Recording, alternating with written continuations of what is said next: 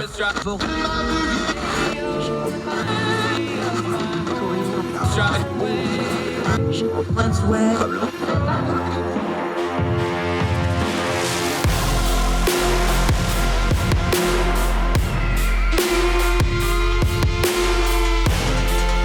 host, Andrew Donaldson. This is Heard Tell.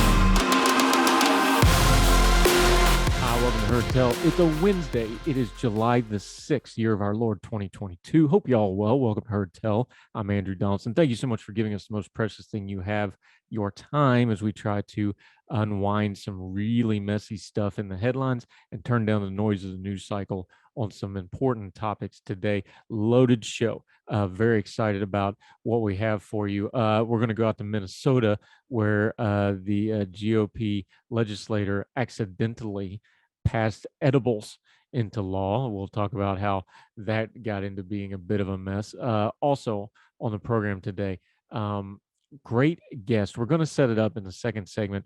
There's a lot of moving parts over in the UK. We have on our UK friends a lot.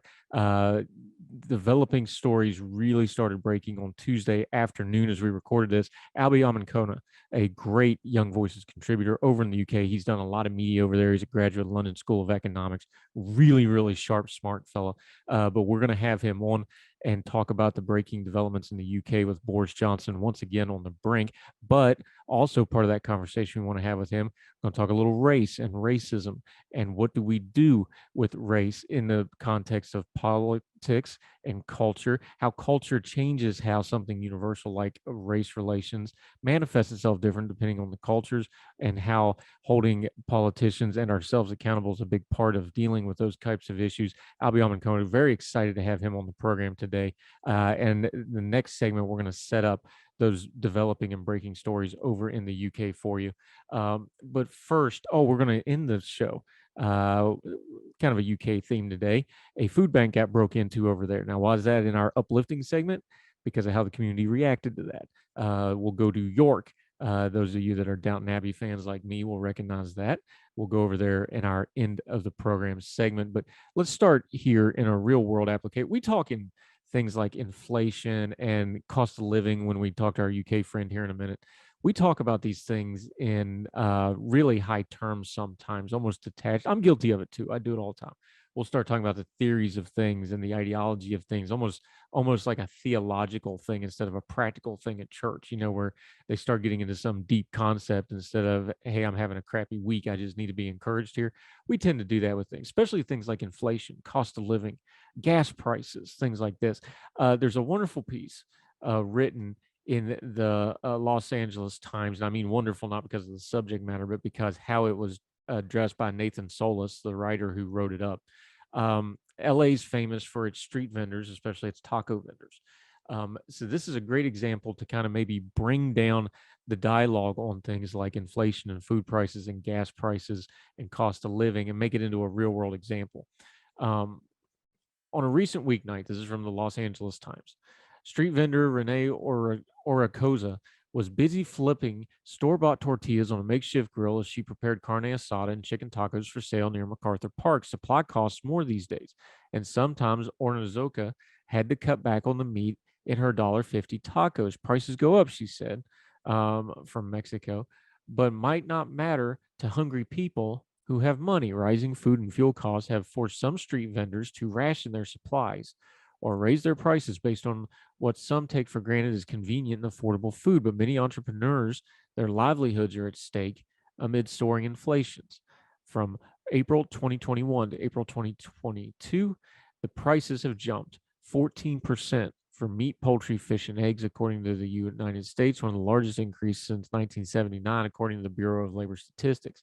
Vegetables and fruit prices spiked nearly 8%. The cost of propane, which is the main fuel for most vendors' grills, has increased by 26%, an average of $3.08 a gallon.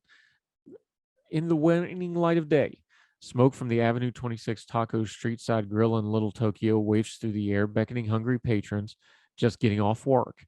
A bulbous cut of pork crisps on the rotating trompo over an open flame, and tortillas are flipped on a Mexican comal.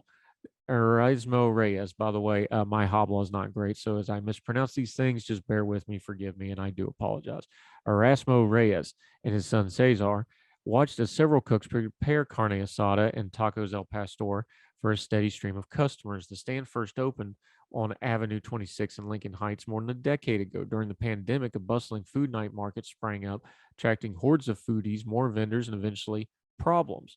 The city actually had to shut the night markets down last year over health and safety concerns. Cesar Reyes started working with his father when he was 14, perfecting the family recipes brought from Puebla, Mexico. But when it came clear that the Lincoln Heights location was too crowded, he sought a new location. Over the years, the family had raised the cost of their tacos from 50 cents when they first started out 10 years ago to the current $1.75. But the Reyes family is always the last to increase prices whenever possible. Quote, when everyone saw what we were doing well on Avenue 26, they followed us and cooked food like ours, and they started to raise their prices, but we always made sure we were the last one to raise ours, Cesar said. While food prices are skyrocketing, the Reyes said they also have to consider their loyal patrons. We see that, but right now we have to wait and see. He's meaning the prices. We're not going to raise our prices just yet because we have to think of our customers. A lot of our customers are low income people who enjoy our food and can't always afford to pay more than $2 for a taco, Cesar Reyes said. You sometimes have customers argue over prices, but we have to tell them that it's not our fault. Prices are going up, and we will continue to make our food the way the customers have always liked it. They don't realize that if we don't raise our prices, we will not be around. Brothers Miguel and Luis Contreras stood with their families in the shade of a school bus parked near the grill stands. Miguel said they spent about $60 on food for about 6 people and another $20 on sodas. Of course, we're aware of inflation, Miguel said, but you work, you come home tired, and you want to eat, so you try to get some food. It can't be helped. We have to feed our families, Luis said. I know gas is expensive and almost $7 in places, but I still have to drive to work. This is in California. It's higher than the national average. That's why he's saying $7. The brothers work at a party supply store. They and their families eat at taco stands maybe once a week now because the price increase in groceries. I don't pay attention to the price of the tacos. Maybe I should, but I don't. I don't usually ask. The atmosphere in the parking lot has a communal vibe as people tailgate and eat their food. Kelsey McCoy and Sandra Gao bring out of town visitors here all the time. They're probably the best in town. We keep going back. Even if the prices go up a little more, they're going up everywhere. Even the hot dogs wrapped in bacon that you see outside the Staples Center are so expensive now. They're like almost $9. So $1.75 taco is still a bargain. Also, like $12 for my quesadilla. It's way too much, Perez said. The food is good, but maybe too much. I don't want it to be more than if I went to sit down in a restaurant. I think people don't understand the true cost of food. Rudy Espinoza, an executive director with the nonprofit Inclusive Action and advocacy group. Customers see a street vendor and they may assume it's affordable or should be affordable, and they may sort of sneer if the prices go up. They may expect food to just be affordable all the time, and that's just not real. An interesting real life perspective on cost of living, food, gas prices, propane prices, all these things affect people. And the lower down the economic strata you go, the more it affects you, especially food prices and fuel prices, if that's your livelihood making food and you need fuel to do it. And for folks trying to get a cheap way to get food for the working class folks, those prices mean a lot. Those couple cents here and there mean a lot. And sometimes I'm guilty of this too, we talk about these things in really high terms. Maybe this will be a little bit better way of explaining the crisis as it exists in real world terms. Besides, who doesn't like a good street taco? It's one of the best things in the world. More Hertel right after this.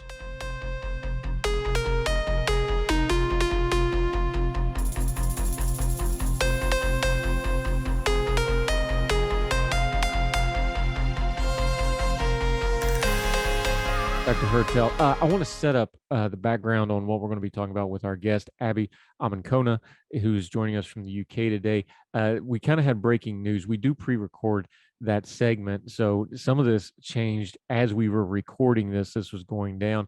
If you're listening to this as the Wednesday morning program, which it's intended to be, PMQ, going to be lit. Probably going to want to watch that. But over in the UK, things are developing rapidly. Sky News, Boris Johnson can expect a torrid time today as he faces both prime minister questions and the parliamentarian liaison committee less than 24 hours after Rishi Sunak and Sajid Javid dramatically resigned as members of his cabinet on Tuesday evening Chancellor, Mr. Sunak, Chancellor of the Exeter is roughly would be the Treasurer's Secretary, although much, much more important to their government than it is here. And Health Secretary, Mr. Javid, which is also important because remember they have the NHS, National Health System, universal health care over there, leading to a wave of resignation. A total of 10 Conservative MPs left their position, 2 cabinet ministers, 1 minister, 4 parliamentary and private secretaries, 1 vice chair, and 2 trade envoys. The resignations have left the prime minister battling to remain in office in the face of questions about his handling of the row over the MP Chris Pritchard's conduct. We won't go into it. He is very credibly accused of gross misconduct. You can read it for yourself. Mr. Pritchard quit as deputy chief whip last week after claims that he groped 2 men at a private members club, but Mr. Johnson said he had been told about concerns about his behavior dating back several years. Mr. Sunak's resignation letter published on Twitter, he said he could no longer remain loyal to the prime minister, who remains mired in scandals over the appointment of Mr. Pritchard, among other things. The former chancellor, tipped as a potential future leader of the Conservative Party, told the prime minister he was quitting with, quote, great sadness. This is the quote from the resignation letter. To leave ministerial office is a serious matter. For me to step down as chancellor while the world is suffering the economic consequences of the pandemic, the war in Ukraine, and other serious challenges is one I have not taken lightly. However, this is from the resignation letter, quote, the public rightly expects government to be conducted properly, competently, and seriously. I recognize this may be my last ministerial job, but I believe these standards are worth fighting for, and that's why I'm resigning. In his resignation letter, Mr. Javid, also a former chancellor, having quit the cabinet once before, said the people, quote, expect integrity from their government. Voters now believe the current administration was neither competent nor, quote, acting in the national interest. It goes on to detail the rest. We'll link to this in the piece, but a little bit of background before we talk to Albie about the breaking news that was going on over there as we talk to him. We will keep abreast of this. Stay tuned. We'll get to that conversation with Albie Amankona right after this on Heard Tell.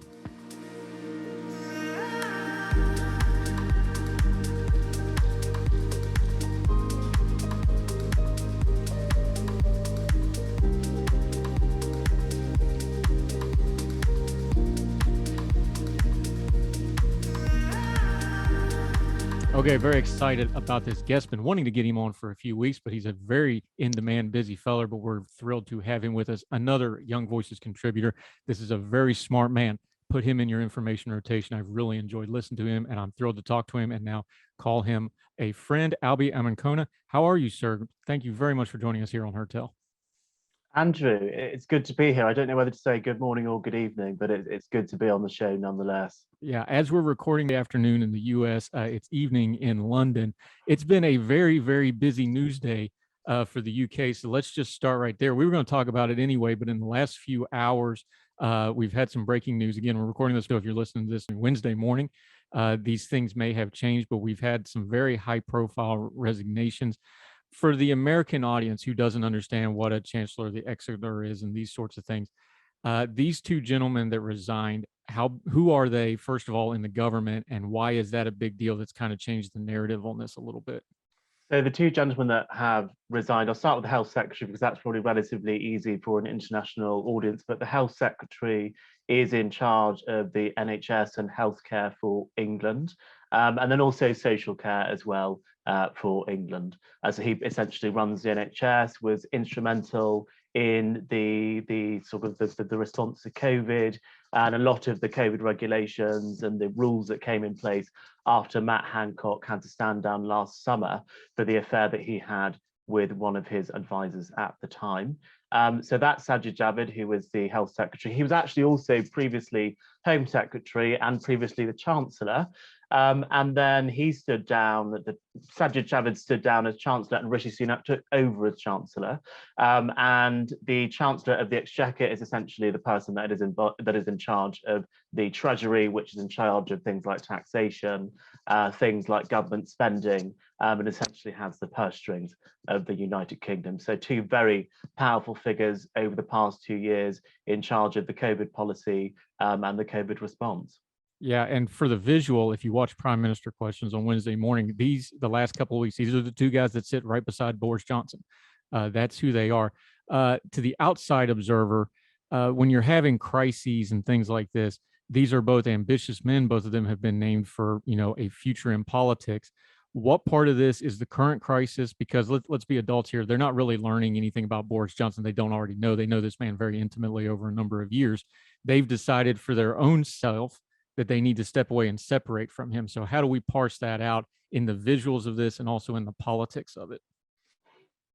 My personal view is that I think it is unlikely that either of these two gentlemen would end up as a real serious contender for the leadership of the Conservative Party in the United Kingdom. Sajid Javid has actually already tried a few times and didn't get very far. And Rishi Sunak was involved in quite a serious tax scandal earlier on this year with his wife's non-dom status. She had basically a tax status that wasn't entirely in the United Kingdom, and because she is the daughter of a billionaire, that was a lot of money that she was saving, and that was seen as quite a big blow to any future leadership bids for Rishi Sunak. So I actually do think that these men have done this for moral reasons rather than to further their own careers. And in fact, in his resignation letter, Rishi Sunak, the Chancellor, acknowledged that this might actually be his last ministerial position.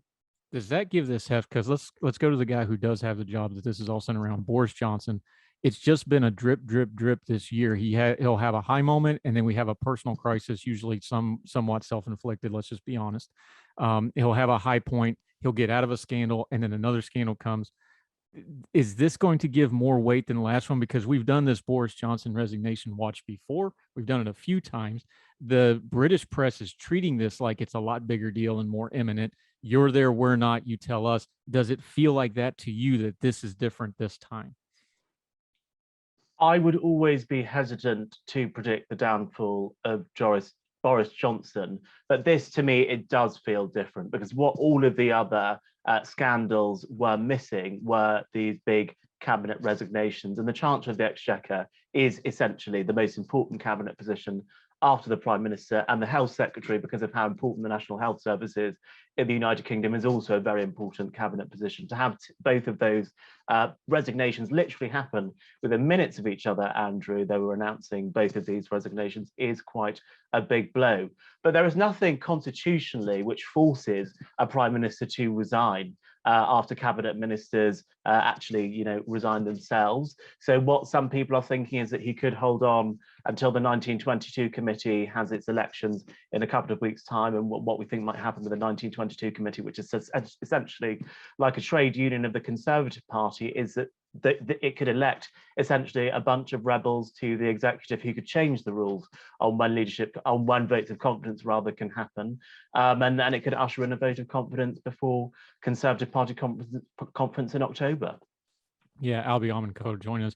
Break this down for the American audience or the international audience a little bit, though, because this is the parliamentary system. So Boris Johnson is the leader of the party, but he's also a member of the parliament. So in order for him to go, if he's not going to resign on his own, which everybody close to Boris says that's his ultimate nightmare, he does not want to resign in disgrace. If he decides to fight this, there's a lot of process involved here, because basically what you're doing is the party is trying to take itself back from him being the leader. This isn't like the American system with the president, where we've never removed a president from office through impeachment. We've had him impeached but not convicted.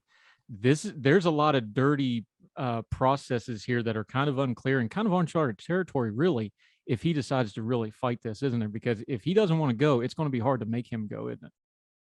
Yes, it will be hard to make him go, but the Conservative Party has always been ruthless when it's come to getting rid of its leaders. So the process that would happen if he chooses not to resign is there is a committee, as I said before, the 1922 committee, which is essentially like a trade union of backbench MPs. Now, that the 1922 committee has an executive committee which is in charge of all of the leadership rules in the Conservative Party. Now, at the moment, confidence votes can only happen once every 12 months. And there was a confidence vote just 2 weeks ago, which would mean under current rules, there cannot be another one for 12 months. But there are elections for the 1922 committee executive coming up. And the rebels essentially want to hijack those elections, elect in a bunch of MPs who want to change the 1922 committees so that a vote of confidence could happen before the 12-month period, and then usher in a new vote as quickly as possible. And then if he were to lose a majority of Conservative MPs' support, he would be ousted as Prime Minister, and there would be a leadership election.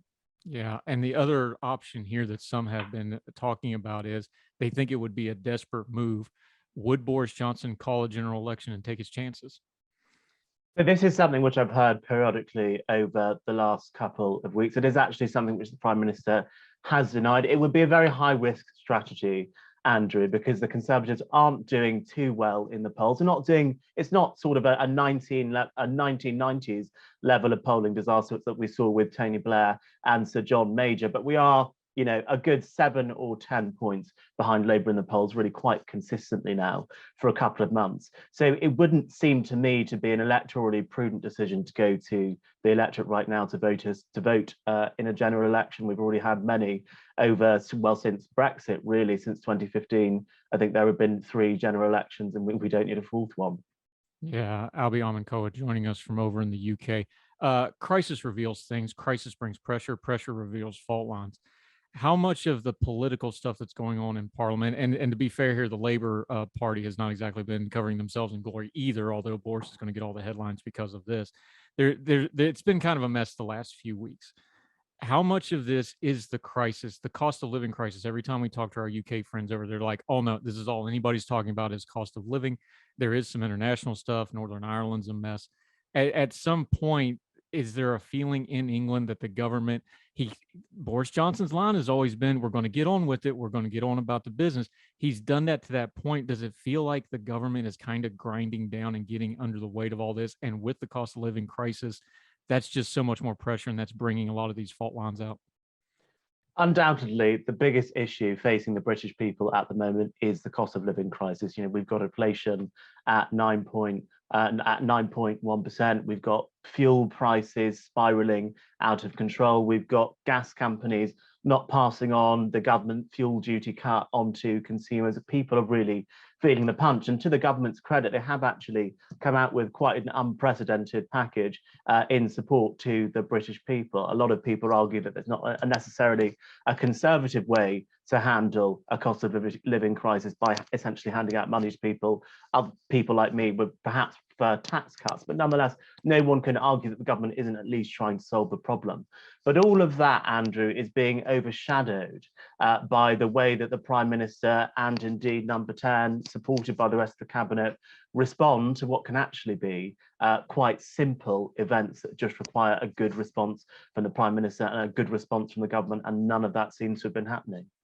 Why is the comms on the small things? And I'm not meaning small as in trivial matters, because these are serious matters, but he does good on Brexit. He had that wonderful optic of him walking around Kiev. He seems to get the big stuff and get in the mainstream of the British people on a lot of that stuff. And it's just self-inflicted wounds on all this other stuff. Like, just come out and say the truth about, like, Partygate happened. Everybody went, okay, there's going to be a photo come out at some point. Like, everybody kind of felt that one coming, self-inflicted over and over and over again, letting this minister, and I don't want to get into the allegations because they still got to go to the process, but, ministers that are problematic hang around because you needed the votes, and that's the way it looked. Why is it just part of his personality, that big outward personality, that he just sometimes doesn't handle this small stuff? Because it's almost baffling. Yeah, this is part and parcel with who Boris Johnson is, isn't it? I wouldn't necessarily describe them as small things. I would probably describe them as things which should be easy to handle. It should not be difficult to handle a situation where an MP has allegations of sexual assault against them, which are then upheld. It should not be difficult not to promote that person to a position where they're essentially handling the pastoral care of Conservative backbench MPs. That should be an easy thing to handle. The Partygate saga should have been, in my opinion, an easy thing to handle. It just required honesty.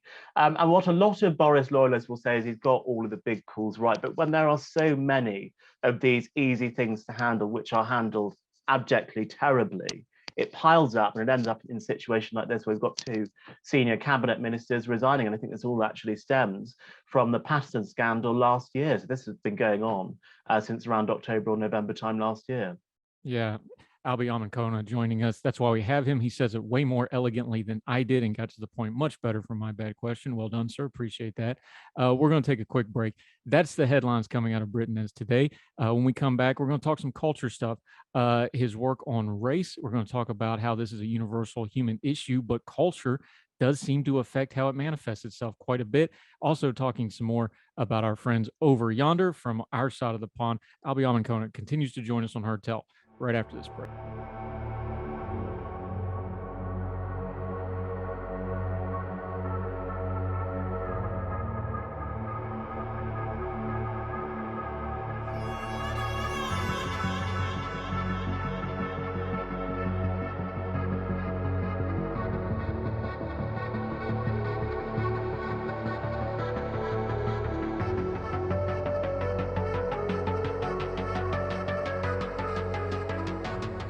Welcome back to Heard Tell. Albie Amankona, great man who has a great insight on things. He's done a lot of media in the UK, probably not as familiar to an American audience. Please make sure you're following him. He is a graduate of London School of Economics, really sharp fellow. Okay, I want to talk about the race stuff, but let's start with the organization you've been working with.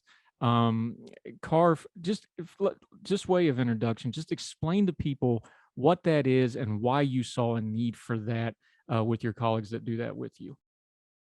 Absolutely. So I founded Conservatives Against Racism 2 summers ago with some fellow Conservative Party activists, really as a response to the Black Lives Matter movement in London and how we felt that that whole race relations debate was not being conducted in the most constructive way.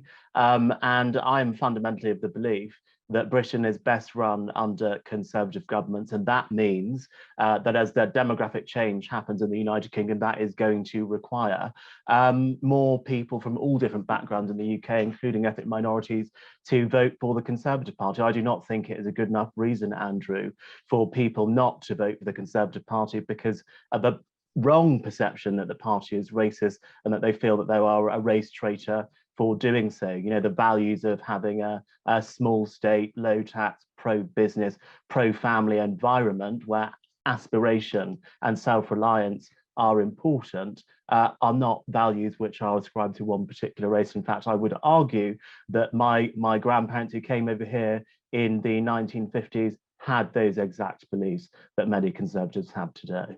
You mentioned your grandparents and your own history. Migration and immigration are obviously very hot topics in the UK. The UK has always had a history of this. Where is it really at? Turn the noise down of the news of just what we're seeing from the outside, whether it's the channel stuff, the Rwanda stuff. Just turn the noise down and tell us the average person in England and the UK, where are they at on things like immigration and race? Is it a day-to-day problem for folks? Is it better than it was? Is it worse than it was? Where are we at with it, do you think? So it's really interesting. It's a really interesting question, actually, Andrew, because when it comes to legal migration, if we actually look at the net migration figures for this year, and actually since Brexit, I think it's the highest that they've ever been. And yet, in terms of where migration is and immigration is rather on the agenda of the British people, it's actually come down since Brexit because there's this perception now that having left the European Union single market and no longer being forced to adhere to freedom of movement, that there is this idea of having control of migration. So on the legal side of migration, Andrew, I would say that the British people are, it's not something which bothers that many people compared to when we were in the European Union. It was really something that was quite up high on the political agenda. You had numerous Conservative governments pledging to get net migration figures back into the tens of thousands. That has now been dropped, and it's not really caused that much of an issue. But then on the illegal side, it really has become much more of an issue. This issue of the Channel boats crossing has really captured the minds of the British public, and many people want to see that sort of illegality and suffering and exploitation stopped, and that is what the government is attempting to do, rather badly, some might say, or rather well, others might say, with the Rwanda policy. Let's talk about the cultural difference for a second, because race is a universal problem across humanity, but it really does seem like whatever culture you're in dictates how that manifests itself. For America, of course, we have our racial issues in history. We're having a problem where we can't even talk about it right now, but we have our civil rights movement, obviously slavery in the past. England's a little different. England abolished slavery ahead of us. But then at the same time, with all our racial problems, when you talk about Europe, you guys use soccer and football to use soccer to us, a lot talking about race because that's how it gets in the headlines a lot. We don't have to have empty stadiums for sporting events either. What is it about different cultures that race and racism tends to manifest differently because of that? Is it just the human nature part of it, or is part of that how the governments and the cultures are dealing with things?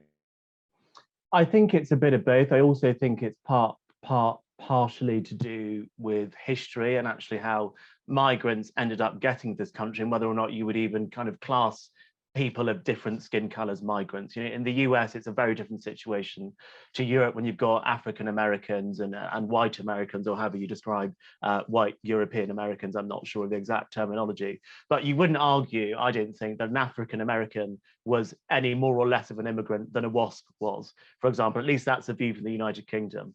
Whereas in Britain, of course, all Black people that live in Britain are sort of 2, 3, 4 generations from being migrants. So I say that my grandparents came here in the 1950s. So I think the history of Europe and the history of America is very different. We also didn't have slavery here on British shores, even though, of course, we were major beneficiaries from the slave trade. We didn't actually live with slaves in Britain in the same way that you did in the South in America. So a lot of those segregation laws which were in place in the US, which held, I guess, African Americans back, didn't exist to the same extent in Britain. So I think the history of how immigrants got to this country, or how people of darker skin tones got to Britain and got to America, is a key differentiator in how race manifests today. Does the UK look at places like America? What's the perception of our way of handling race from overseas? Because I know, look, I lived in Europe 2 different times. The perception is different, that we just have a different kind of race problem in America.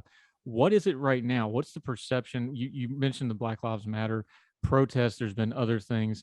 Some of that tried to port over to England, the various different effects. What is the perception of how America handles race from your view over there? I think my perception of how America handles race is that things seem to be going awry.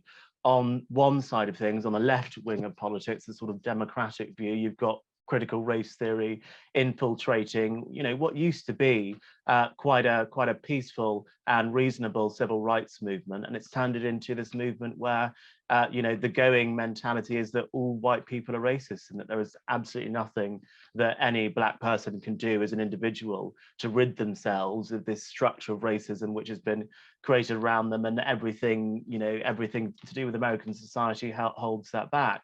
And then you've got the other side of politics, which seems to not really accept racism as a problem at all. And then you mix in your different situation, let's say, on gun laws and gun rights, and it seems to create a tinderbox, which we just don't really have in Europe, or I wouldn't argue that we have in Europe. And that's not to say that I think that we're handling race better in Europe. I just think some of the factors that we have make it less of a fraught issue.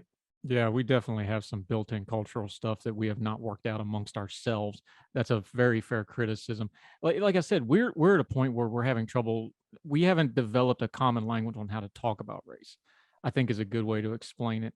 And I don't know that we're anywhere close to doing that, but we're going to keep working on the issues. There's one thing you did with this organization that I found really interesting. There's plenty of great organizations. They talk, they advocate, they do social media. Y'all took it one step forward. You're getting people to put their names on what you're trying to do. And I'm talking MPs, members of parliament. That would be the equivalent to our Congress people. Why is it important to you and your organization? It's right on the front page of your website.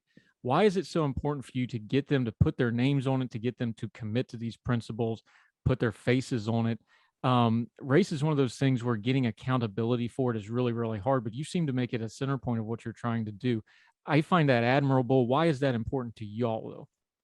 It's important to have buy-in, I think, from across the Conservative Parliamentary Party with any political organisation that you are running. whether or not that is an organization which is calling for lower taxes. I'm involved in lots of those, or organizations which are calling for better trade relations with the US, like Conservative Friends of America are doing a very good job of doing that, or grouping around solving the problem of race relations and selling that conservative dream of aspiration, hope, and pride in country to ethnic minorities across Britain. It's important to get that parliamentary buy-in, because ultimately it is parliamentarians who are the people who are in the position to be making those arguments in Parliament and changing laws and passing legislation. And actually, earlier on this year, the government released its response to what was seen as quite a controversial report on race relations, the Sewell report. The Inclusive Britain strategy came out earlier on this year, and there are 76 policy actions which are going to be taken forward and implemented over the rest of this Parliament. So if you do get MPs bought in on your mission, you can make real change, and that is something that we were campaigning the government to do for a long time. One thing that the and the left and the right's a little differently over there, but just for the sake of common discussion, one thing the left in America has done better than the right has when it comes to things like race is understanding that you just cannot talk about race without also talking about economics and cultural things. What is it in the conservative party over there? You mentioned things like lower taxes. Obviously, the cost of living situation is just crushing everybody right now. That's on everybody's mind. This would seem like the perfect moment to educate folks of like, look, it's indisputable that racism changed, the perceptions of racism changed based on economic strata. People look at poor people of race differently than rich people of race. Is this not a moment where, even though we're having a crisis, we should take it and make it a teachable moment and go, look, you have to talk about economic and policy when you talk about race. They've got to go hand in hand. Is that something that conservatives are going to be able to do in the near future, do you think? I think it is going to be difficult for a Conservative Party at the moment, with the economic agenda that it has had, to start selling this sort of Thatcherite, Reagan sort of low tax, small state, pro-business environment conservatism that lifts everyone up and makes, you know, countries and even the world a more prosperous society. But I do think that has to be at the core of any discussions around race relations, and any discussions around race relations and being a conservative, because those principles of economic empowerment, of self-reliance, of financial freedom are not reserves of people who are of a certain skin color. And actually, I think if you actually look at a lot of a lot of the Black famous people in this country, you know, if we're thinking a lot about a lot of athletes, a lot of rappers, or people high up in business, they all share those principles, but very few of them vote for the Conservative Party. And we need to change that perception, and that's what me and my organization are trying to do. How much of it, we talk so much about culture, even on our own show here, culture and politics, because you just can't unwind that ball. They go too much together. Over there in the UK, and you can speak on it to the American side too if you want to, but in Europe wider, how much of this is more of a cultural problem than a policy problem? Because let's be honest, there's only so much policy that can change human behavior. You can only legislate so many things. How much of it is going to be a cultural fix, or even probably a generational fix, maybe is a better way to term it, as opposed to a policy fix? I know we need to do both at the same time, but what do you think the balance there is? I do think it is primarily a cultural fix, because if you actually look at the 76 policies being brought forward by the government in their Inclusive Britain strategy, they are policies that, in fact, left-wing, well, people on all wings of politics have been calling for a very long time, and especially anti-racist campaigners, and these are being put forward by a Conservative government. So I think the policies are there.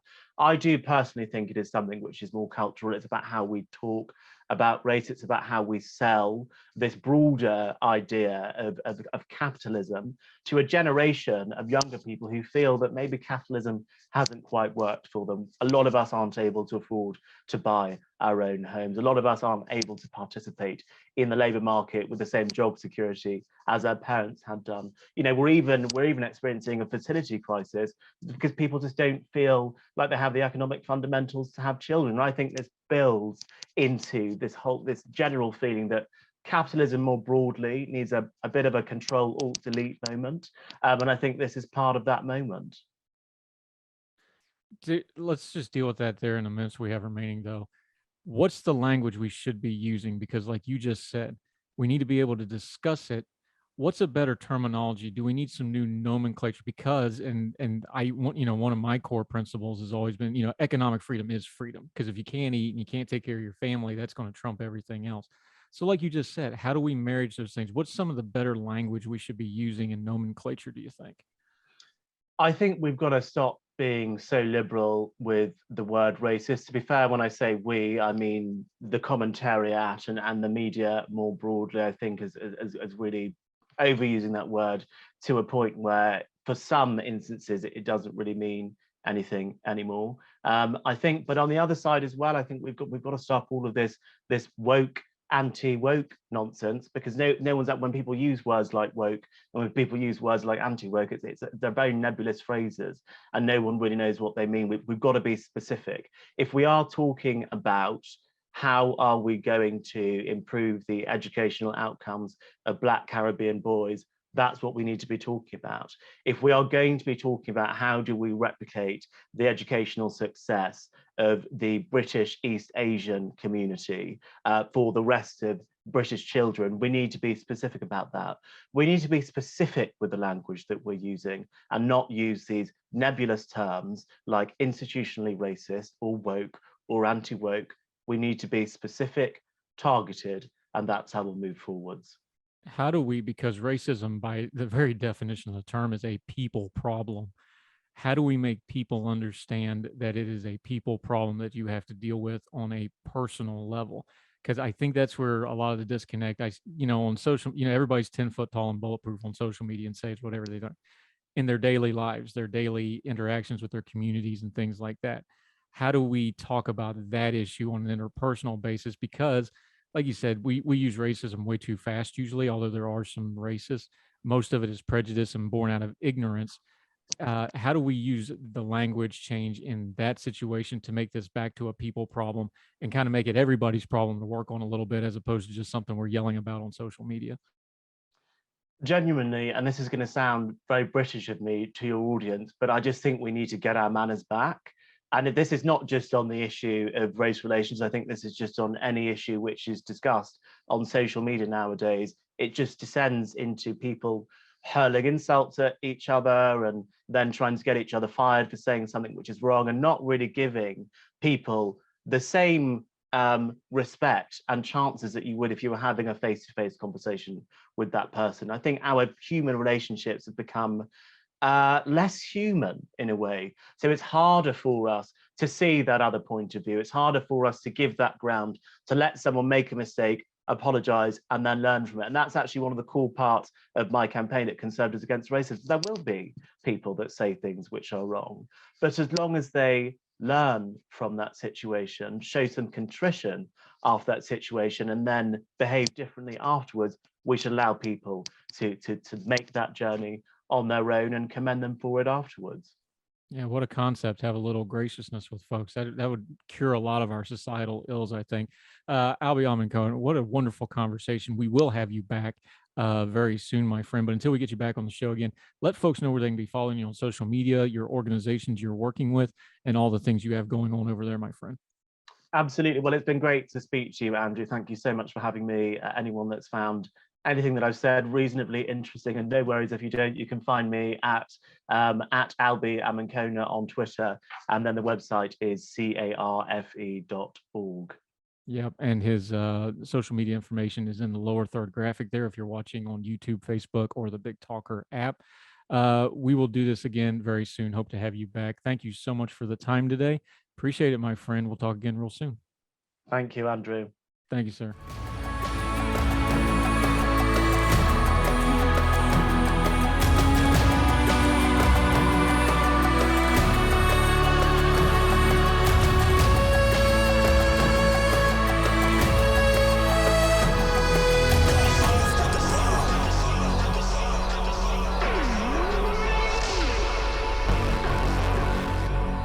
Welcome back to Heard Tell. Okay, a continuing theme. We joke about things like pass it so we can find out what was in it type of legislation, and how our legislative betters don't actually usually read the bills. They just pass them because they are told to, and most of them are written either by staff or the interest groups or whoever the case may be.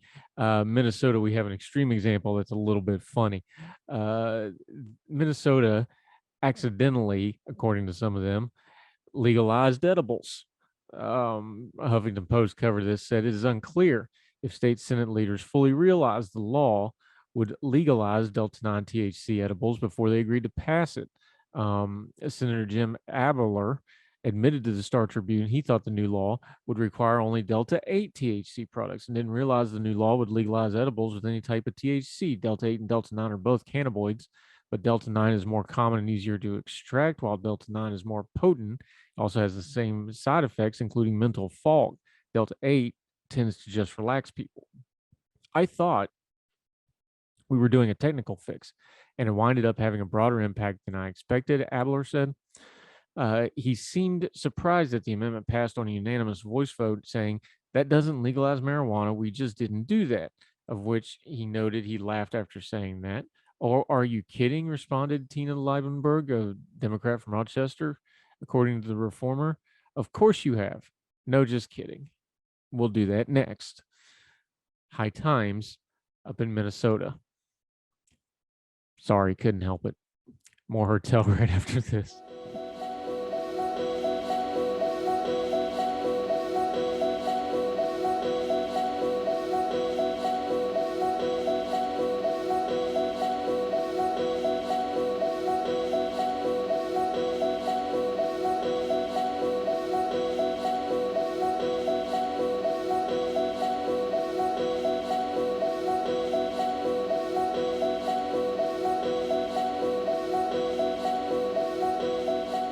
Welcome back to Hertel. Okay, good news segment. We always try to end on an uplifting note. This one starts bad, but comes out good over in the UK, since we've been heavy on the UK on this episode. York, a food bank, says it was overwhelmed the support it received after its entire stock was stolen last week. 2 people forced to open a storage cupboard at the I Am Reusable base in York and, quote, stripped the main food shed of everything, the charity said. Organizer John McGall said there had been an absolute fantastic response from the locals. I love this quote. Listen to this. We've even had people who used to come to the food bank actually come back with items of food as well. A local business has offered to repair the damage, and people have donated supermarket food deliveries and help replenish the goods. Mr. McGall said a man and a woman were seen breaking into the cabinets, and when they were challenged by a neighbor, they said, quote, we can take what we want. It's a food bank. North Yorkshire police are investigating the theft. Despite the break-in at the food bank based near the city center, still managed to get food parcels out over the weekend and now have more food than they started with. Speaking on BBC Radio York, Mr. McGall said the organization fed more than 100 people a day, and demand was likely to grow when the school summer holiday started. So make sure you're checking on each other. Food banks are really important over there. Also here in America, check out what's going on in your own community. Make sure if you've got anything extra, or you can buy a few extra things at the grocery store, make sure you're helping each other out. But cool story there. I love that line about how people that had came to the food bank before came back and brought food back to help others out. That'll do it for Hertel today. Hope you enjoyed the program. We so appreciate you, and we would love to hear from you at Hertel Show on the gmail.com, at Hertel Show on the Twitter. We would love to hear from you either which way. Let us know what you're thinking, feeling, and enjoying about the show. That'll do it for us. So wherever you and yours are, across the street or around the world, we hope you're well. We hope you are well fed, and we will talk to you again soon for more Hertel. All the music on Hertel is provided under a Creative Content license from monstercat.com.